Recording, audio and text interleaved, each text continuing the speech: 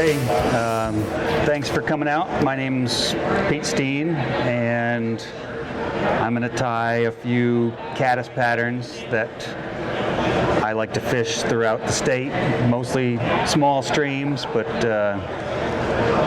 I mean, these things are known patterns from all over the world, so give them a shot.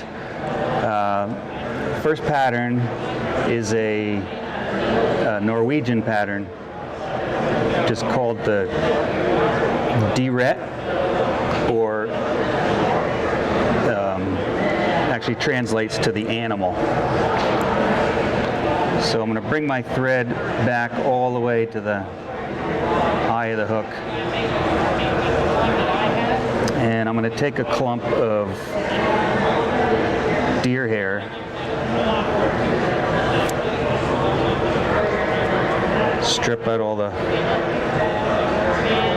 try to strip out all the fuzzies. Let's see. Gotta find my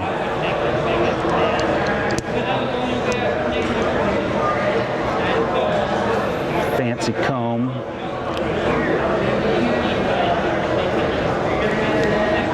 All right. Go ahead and give this a stack.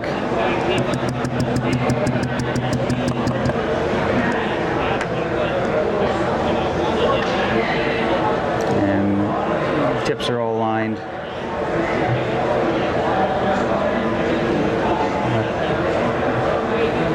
And I'm going to measure this tail kind of about just a little ways past the end of the hook. This is kind of a short, stubby tail. And I'm going to put in a wrap just around the hair first, and then I'm going to put in 2 wraps, and I'm going to cinch it tight. Put in a couple more wraps, and now I'm going to do fairly loose wraps towards the back. And once I've gotten to this point, then you can cinch it a little bit to get that hair to flare a little bit more.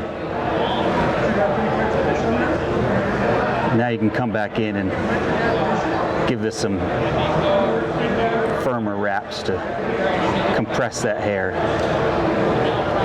and then a couple wraps underneath will keep it from wanting to roll.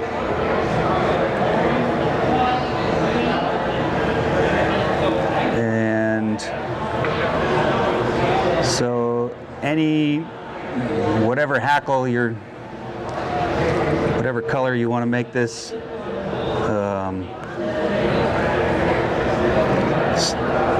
let's see. I'm looking for something that's a little short. Now let's try a different hackle. That's a little short. So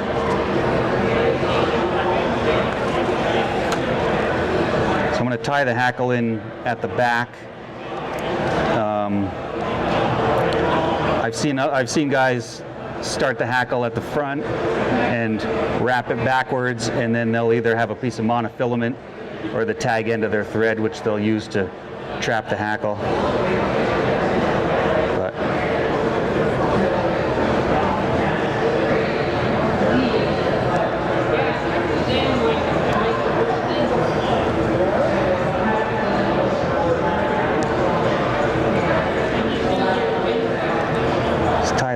clip off the tag end, and then come back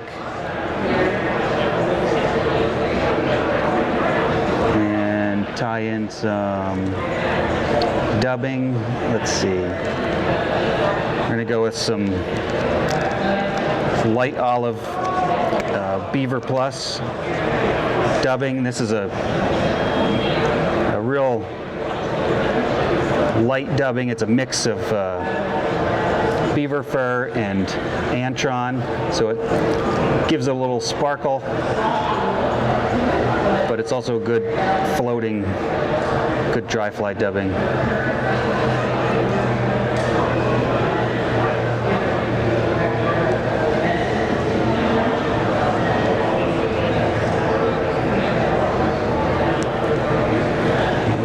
just a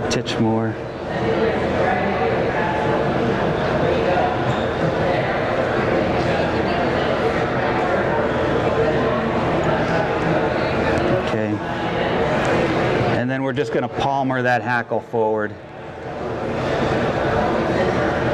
Fairly close wraps, but not touching.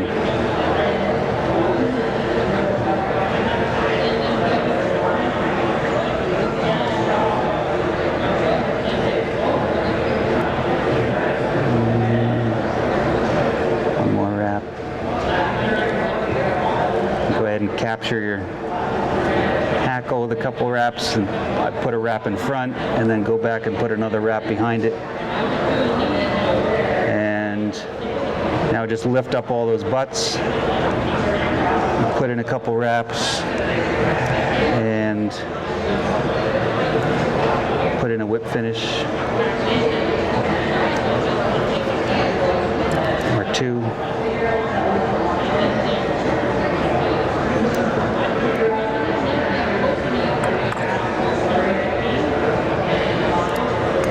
Clip that, and then pull all these butts forward, and I'm going to give it a pretty good size head. Now this is more than fishable just like this, but this is a pattern that's intended to ride a little lower in the surface, so I'm going to go ahead and come in and clip everything off the bottom. So now it should ride flush. And it's similar to there's an American pattern called the rough water caddis. It's very similar to that, but so I fished this in a lot of small streams, and the cutthroat seem to love it. So, but most cutthroat are pretty stupid. So.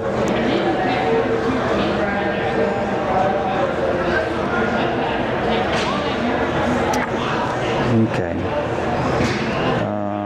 Oh, that was a so that was a size 12, just a standard dry fly hook. The next pattern, this is another size 12. This is a sedge hook from Arex. So it's kind of like a stimulator hook. And I'm just going to start, for this pattern, it's going to have hackle in the front, so I'm going to use the hook as a gauge for where, because I want these proportions just right, so I'm going to start my thread about a third of the way down the hook. That's just a visual guide for myself. Go ahead and wrap that back.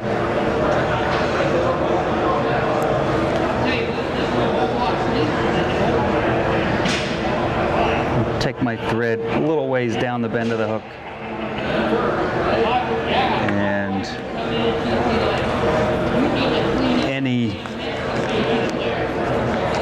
any dry fly dubbing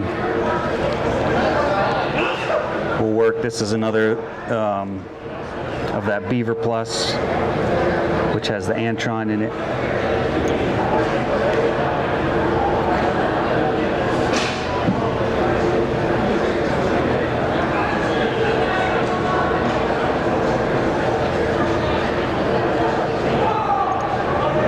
If anybody has any questions, just feel free to shout them out.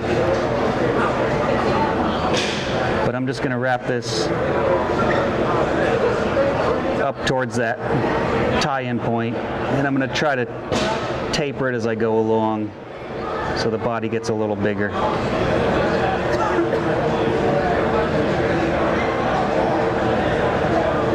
What is that dubbing? Pardon? What is the dubbing you're using?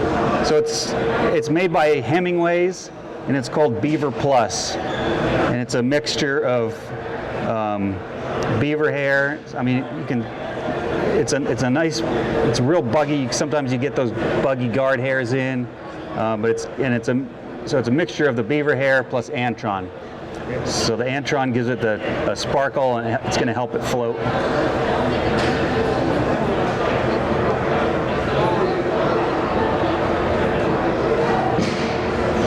Okay, so now that I've gotten up to my tie-in point, I can go ahead and cover up the rest of the hook with thread. And I'm going to take 3 CDC feathers and attempt to line them up.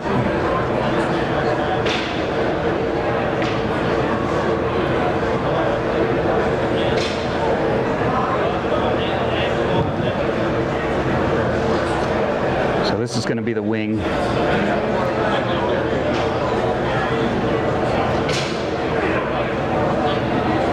It's about lined up, and I'm going to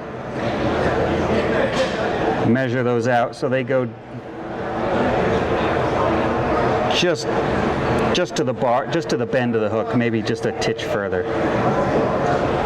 And when you tie in CDC, it has a tendency to want to roll on you, so I'll tend to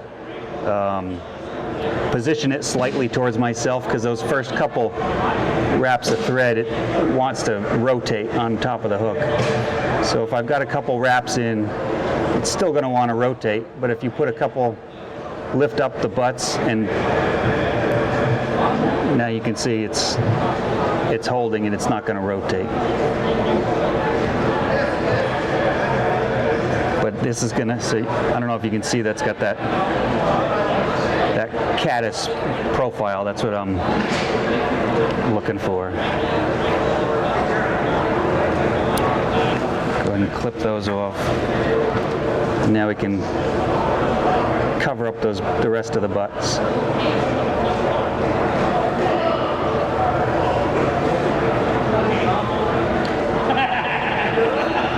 Okay, and this is pretty much completely unnecessary, but I feel like it gives it a little bit of kind of balances the fly from a visual perspective. And so I'm going to tie in a couple of antennae, and these are just hackle stems off the side of a cape that I'm probably never going to use because the feathers are way too big for me, for what I'm doing with them. So I'm going to tie those in with a couple of loose wraps, and then you can try to separate them and position those, maybe.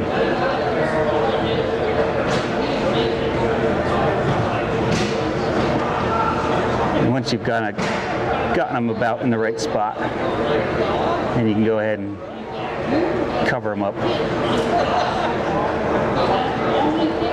Clip those off, and these will last you for 3 flies probably, just with a pair.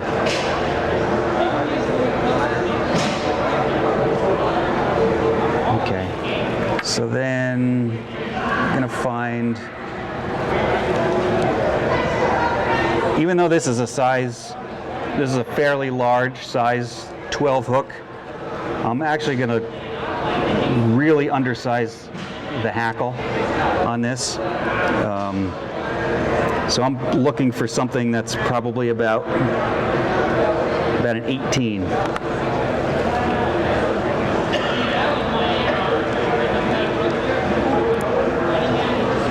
Because these sedge type caddis, they don't have like a real, I want that slender, more of a slender kind of a profile to the fly than a real big hackle at the front.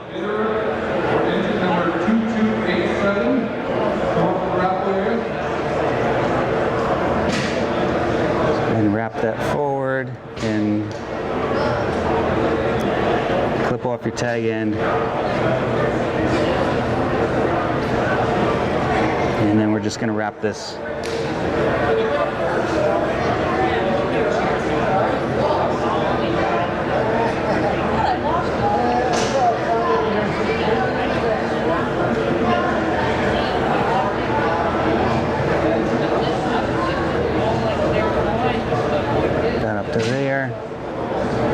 you've got to save yourself a little bit of room because I'm going to whip finish under those antennae.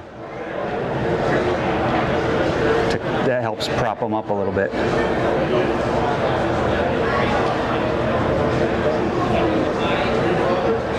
a wrap under the antenna and then just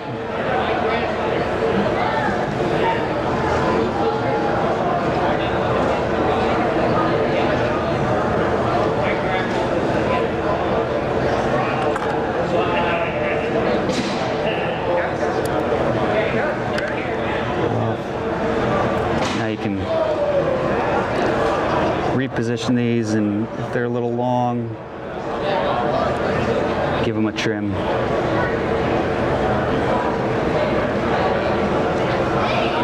So I don't know that this has a name. I just call it a CDC sedge. So dress that with a little like some loon loxa floatant, and that'll float really nicely for you. And that the antenna probably helped. I didn't use like some people use like a mallard flank feather for their antennas, but those things are so fragile.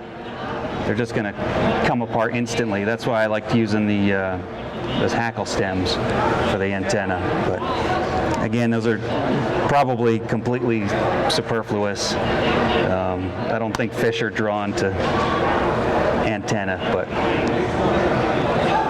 anyway. Okay, so for this pattern, this is just your pretty basic elk hair caddis, but your elk hair caddis typically has a dubbing body, and then you hackle the fly over the dubbing. But I've been tying a lot of these over the winter, and there's really no limit as to what you can use for the body. You can use, like a foam works well, like a 1 millimeter razor foam, or holographic tinsel, or pheasant tail. Just experiment. So this one's going to have a peacock, a dyed peacock body. So I'm using that same piece of hackle that I used on the last fly. So this is a size 12 hook, but this is a size about an 18 dubbing. Because once I put the peacock on, I'm adding bulk. So if I were to use a size 12 hackle on this, it's going to be too big. So I like to downsize my hackle by 1 or 2 sizes.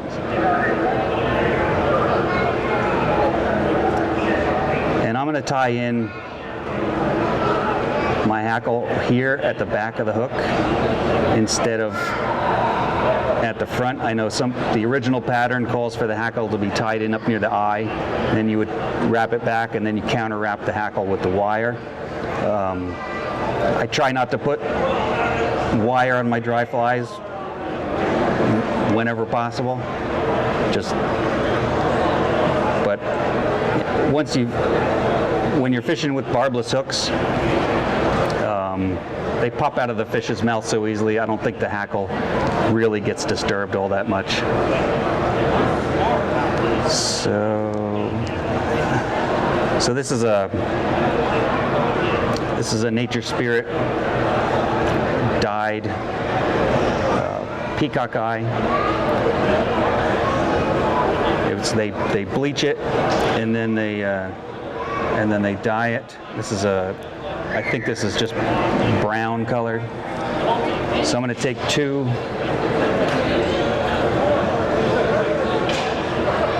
of those fibers, 2 hurls, and I'm not going to tie them in right here because these tips are really quite fragile.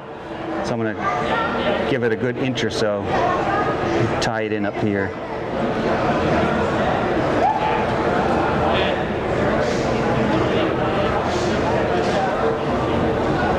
And you can just rip those off.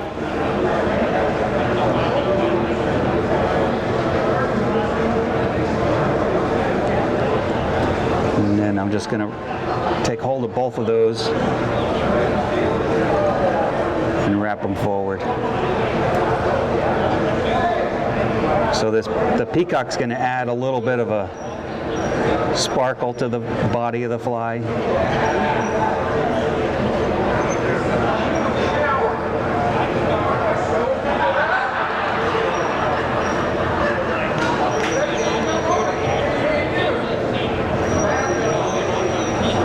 Trap it. And snip off the excess.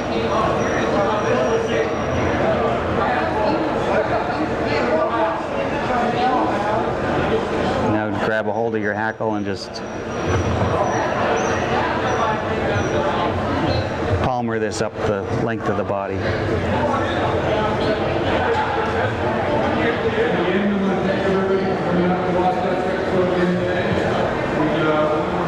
Tie it off.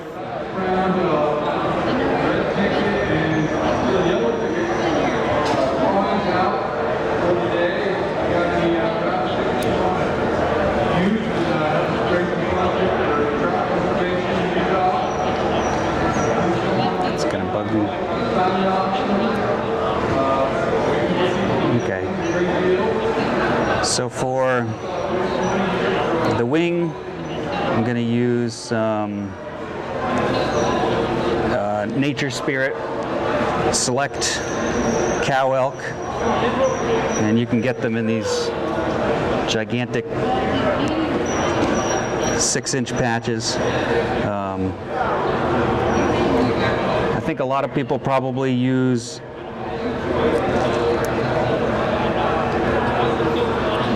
too much hair when they tie in their elk hair caddis.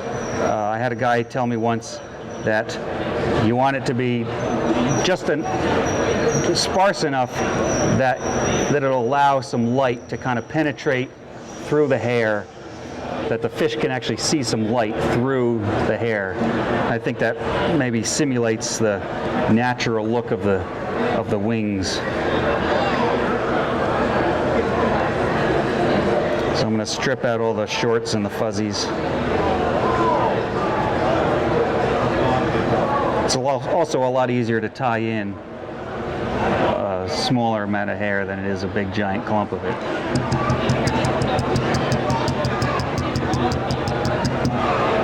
Give that a good stack.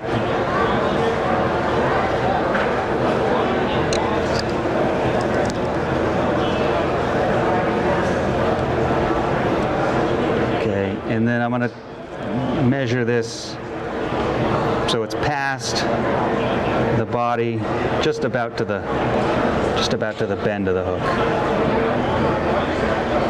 So then I like to put in 1 loose wrap, 2 loose wraps, and then pull it tight towards me, and now put in 3 more tight wraps, and then put in 3 more tight wraps.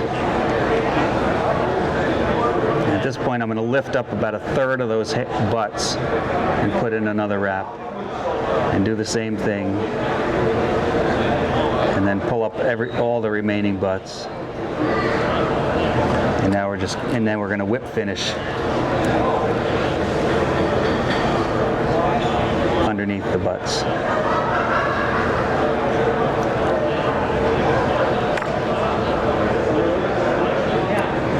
So snip off your thread, and then you just have to separate the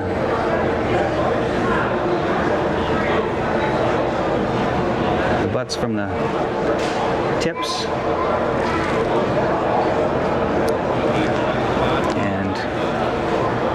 And when you tie it in using that technique,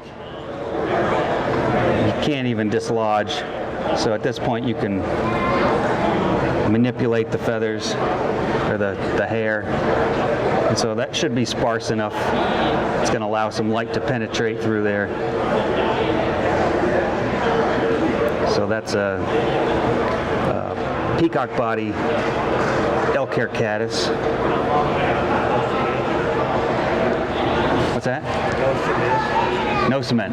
No cement. You could put a little bit on your thread when you do those last couple of wraps under the. I try not to use. I don't use a lot of adhesives on my flies. They seem to last. If it falls apart because you caught too many fish, then the fly did its job. So.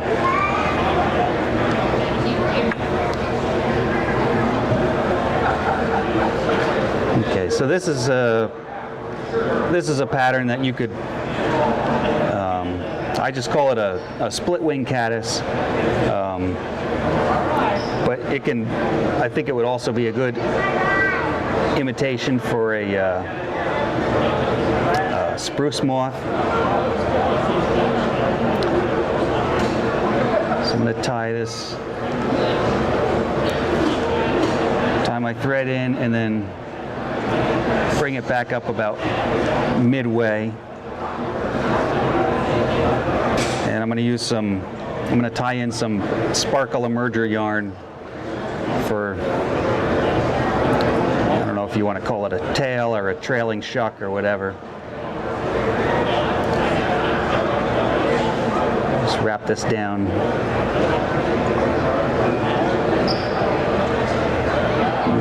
Maybe put a wrap underneath. And then I'm going to clip this off fairly short. Go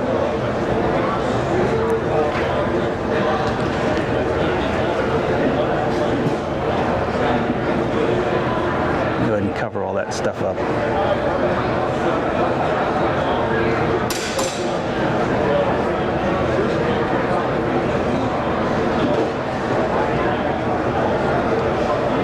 Okay.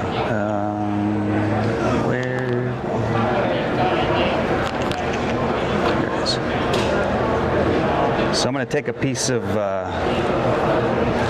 this is just embroidery floss that you can get at your local fabric shop.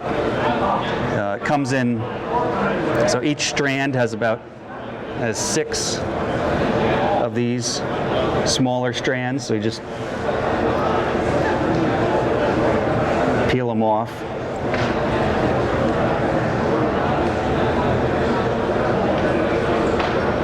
This is going to be the ribbing.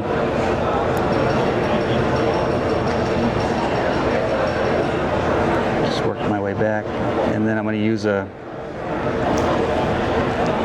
lighter colored dubbing. This is that Beaver Plus dubbing in cream.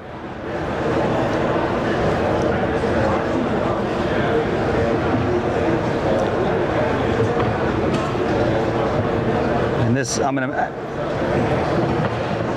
don't know if you can see, but I'm using a bit more dubbing on this than I've used in the other flies. I want kind of especially if this is going to imitate a spruce moth, I'm going to chunk this up a little bit.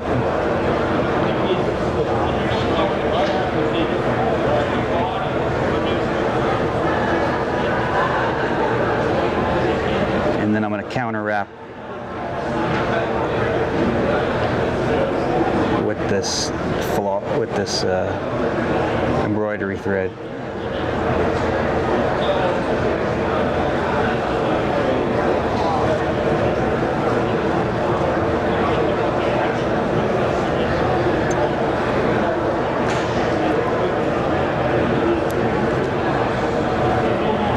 Clip that off. And then you can use a number of materials to split after I tie in the hair, I'm going to split it down the middle. But I found that a piece of 2mm foam works really well. And I clipped a little V in there just to try to cut down on the on the bulk. So just tie that in.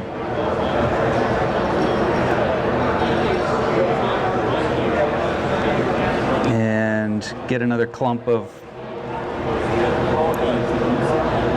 elk hair.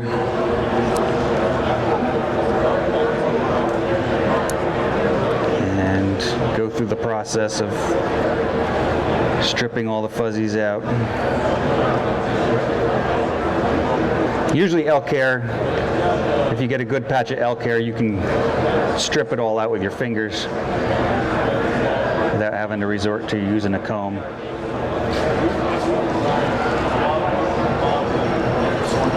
Go ahead and give it a stack.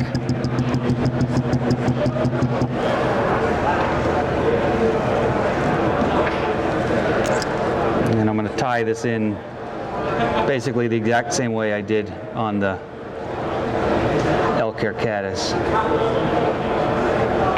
So with a couple of loose wraps, and cinch it down.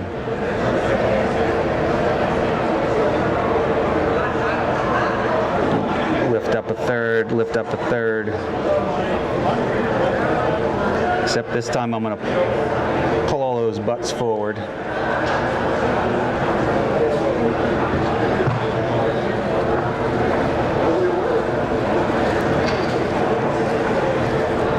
And put it in another couple of wraps.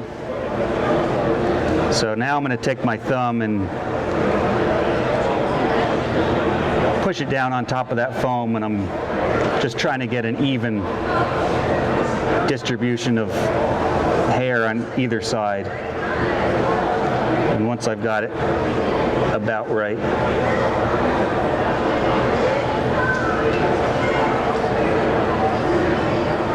then I'm going to take the foam and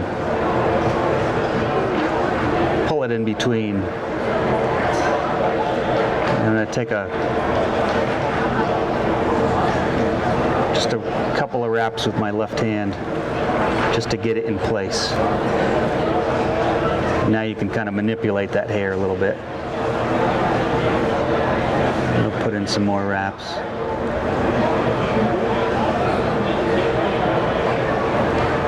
And then I'm going to lift everything up.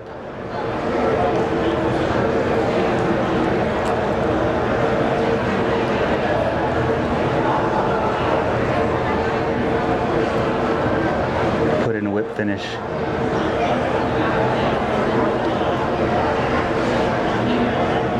Hair doesn't want to cooperate.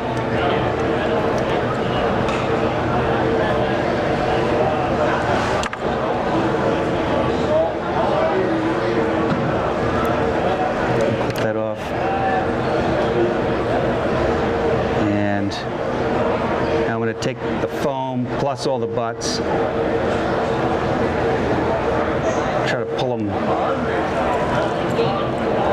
clip them off together to create a head. And now everything is still kind of a mess. And at this point you can look to see whether or not you split that.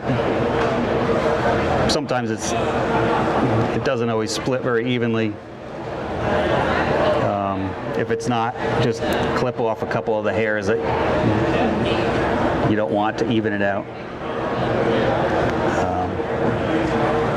But this is a pattern that I'm actually going to put a little bit of adhesive on. So I'm just going to take some head cement with my bodkin and put it in right in that little groove where I tied down the foam. And if you want, you can even put a drop underneath.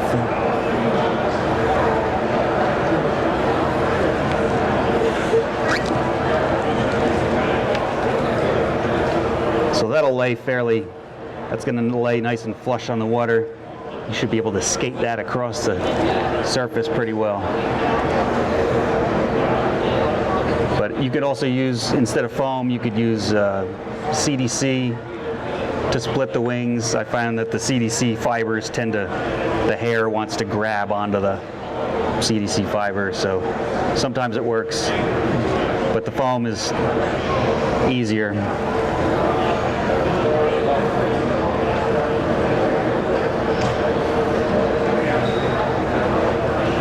Okay, so the last pattern I'm going to do, this is on a, once again, this is on a size 12. I forgot to say that these are size 12. This is a Moonlit MLO 52 dry fly hook. This is going to be a CDC bubble caddis. If you've ever watched Davey McPhail tie, he ties a lot of these patterns. So I'm going to be putting hackle in at the front, so you can see I started my thread about a third of the way back. As a visual guide for myself. And then I'm going to bring my thread a little ways up.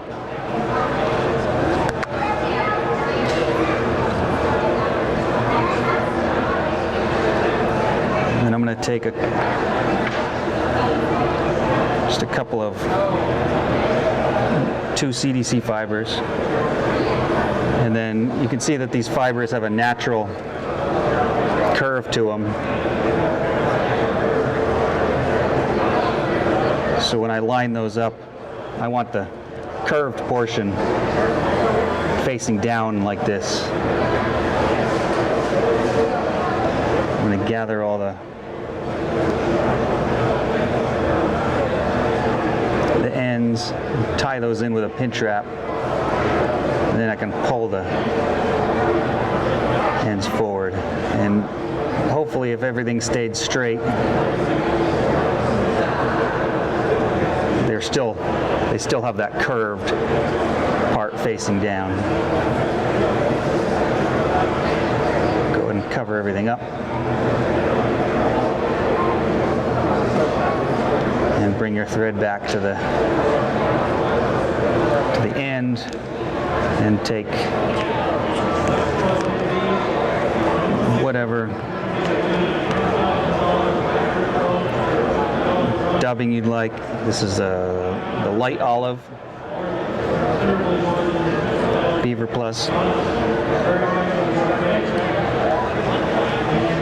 your light olive actually olive, or is it like a weird blue, green, teal color? What's that? Is yours actually olive? I think so. You can have a look at yours. I'm colorblind, so it's hard for me to see. You'll have to come and look at the afterwards.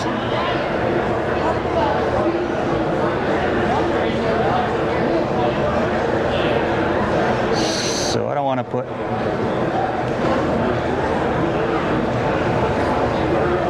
too much because I got to save room for the hackle.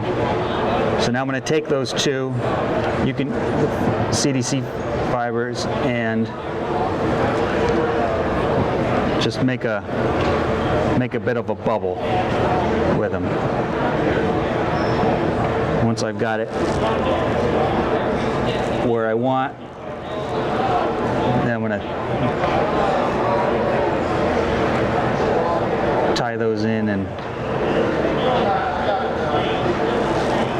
hopefully it'll stay on top of the hook.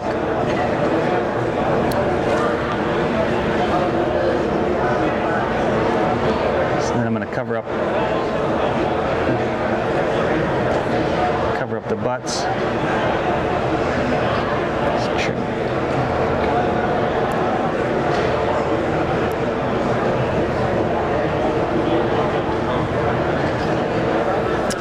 And find a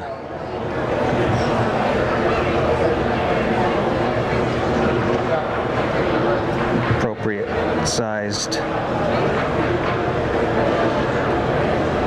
hackle. Let's see.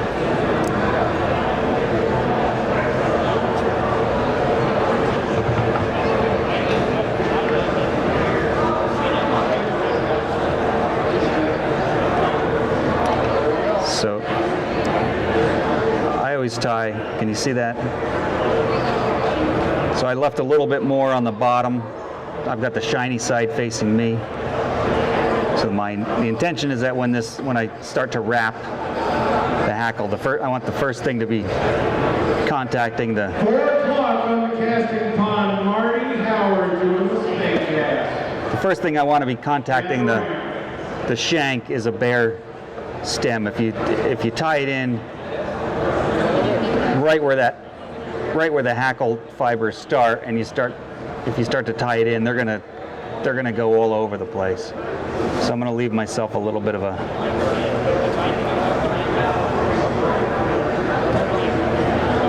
gap.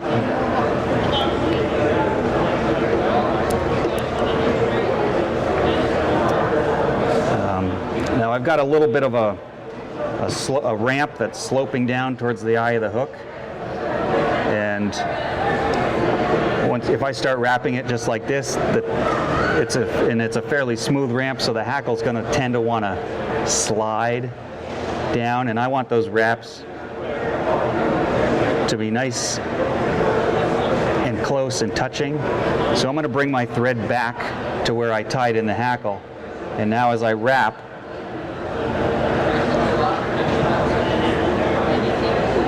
that's going to keep the thread, that's going to keep the hackle from slipping down the slope, and each wrap is going to advance the thread.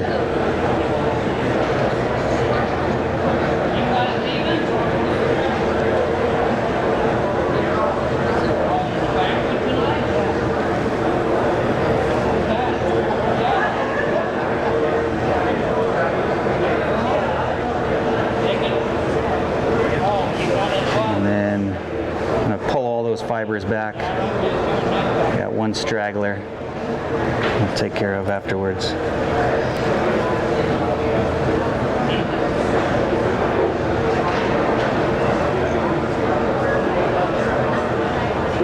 Go ahead and put in a whip finish.